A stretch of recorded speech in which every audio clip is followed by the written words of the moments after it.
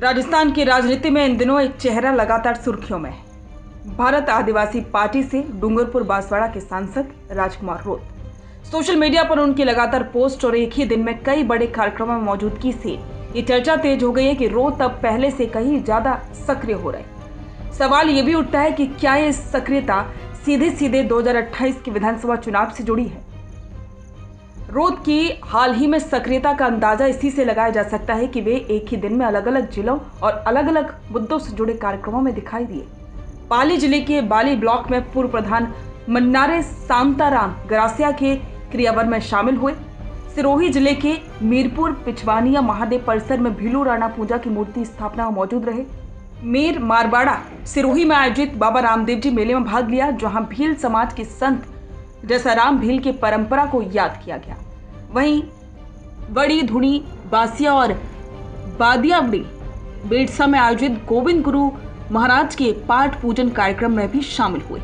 एक ही दिन में इतने कार्यक्रमों में मौजूदगी बताती है कि रोत अब सिर्फ सांसद के रूप में सीमित नहीं रहना चाहते, बल्कि अपने संगठन और पार्टी को व्यापक स्तर पर फैलाना चाहते हैं। राजकुमार रोत की राजनीति शुरू से ही आदिवासी अधिकार और पहचान पर केंद्रित रही है।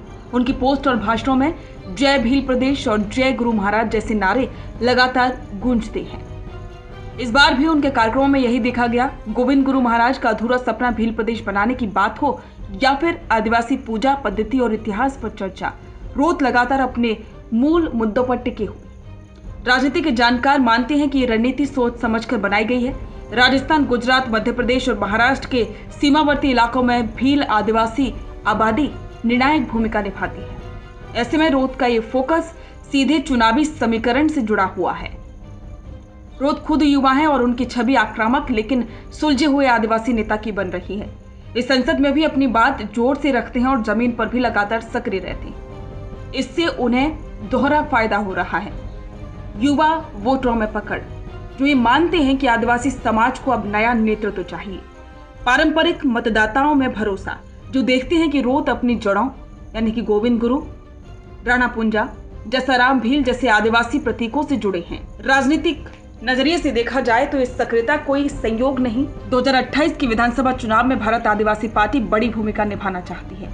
अभी 2023 के चुनाव में पार्टी ने राजस्थान में 3 सीटें जीती थी और आदिवासी बहुल इलाकों में भाजपा कांग्रेस दोनों का वोट बैंक काटा था।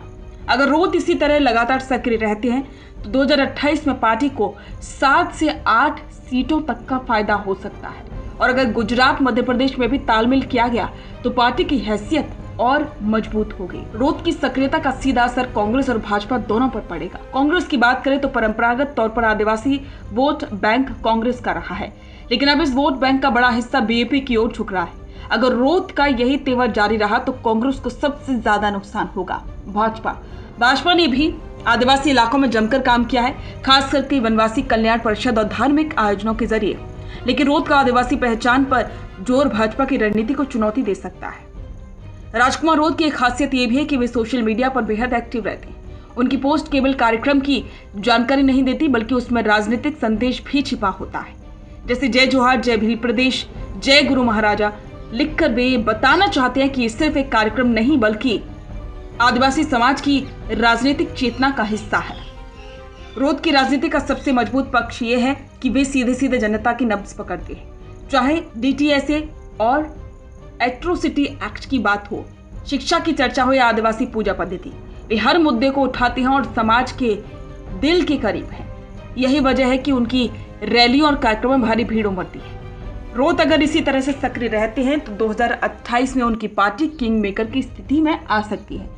आदिवासी बहुल इलाकों में 40 से ज्यादा सीटें हैं जिन पर उनका असर पड़ सकता है।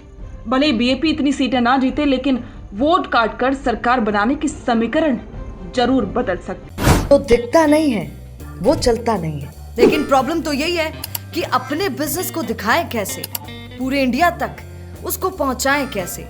अगर आप भी ऐसा ही कुछ सोचते हैं तो समझिए आपकी समस्या दूर हो गई।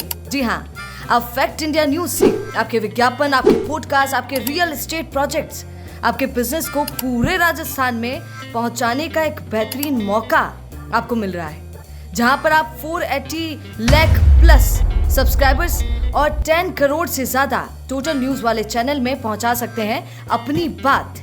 हमारे यानी फैक्ट इंडिया के साथ। अधिक जानकारी के लिए व्हाट्सएप करें।